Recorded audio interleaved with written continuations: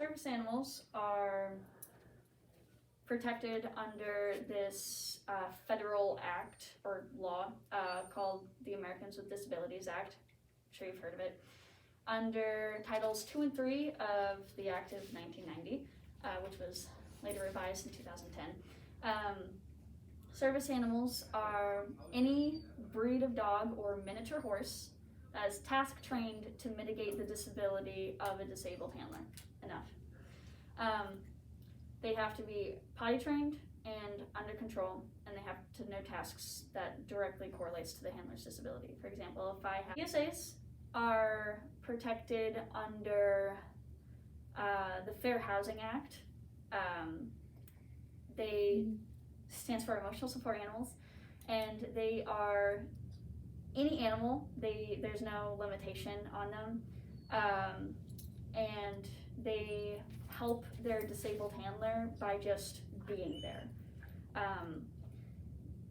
The disability could be anything, really. Most of the time, it is some kind of psychiatric illness,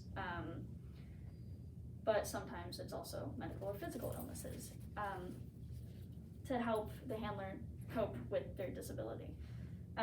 They have no training requirements, and because of that, they are not allowed in non-pet friendly outings like Walmart, restaurants, stores. They're only allowed in no pet friendly housing, which is why they're only protected under the Fair Housing Act.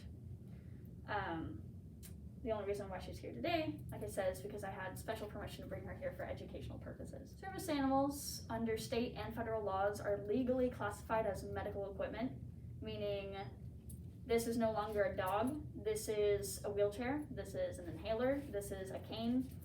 How do I make my dog a service dog? A lot of people do not know that you have to be disabled to have a service dog.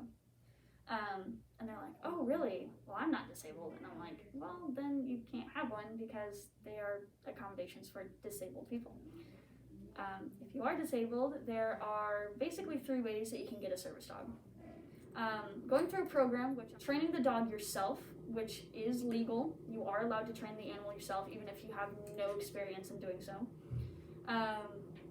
And then getting a dog and hiring a trainer to train it for you.